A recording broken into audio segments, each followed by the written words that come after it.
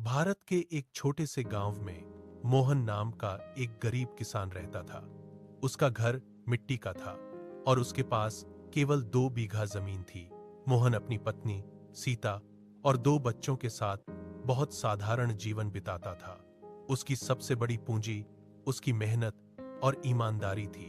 हर सुबह सूरज उगने से पहले वह अपने बैलों के साथ खेतों में चला जाता और देर शाम तक मेहनत करता। एक साल गांव में भयंकर सूखा पड़ गया। बारिश बिल्कुल नहीं हुई, तालाब सूख गए, कुएं खाली हो गए और खेत बंजर दिखने लगे। गांव के कई किसान निराश होकर शहर जाने लगे। मोहन भी परेशान था क्योंकि उसकी फसल सूखने लगी थी। घर में खाने के लिए अनाज कम बचा था।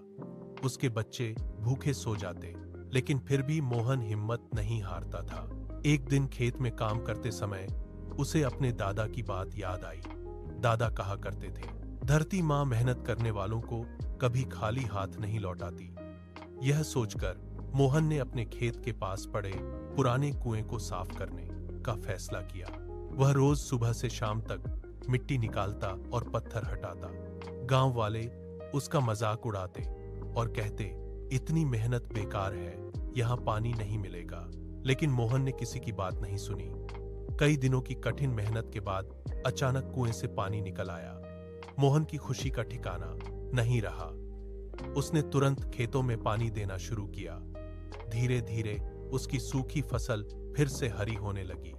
उसने गेहूं, बाजरा और सब्जियां उगाईं। कुछ महीनों बाद जब पूरे गांव में अनाज की कमी थी, तब मोहन के खेत लहलहा रहे थे। उसकी मेहनत रंग लाई। उसने अपनी फसल बेचकर अच्छा पैसा कमाया।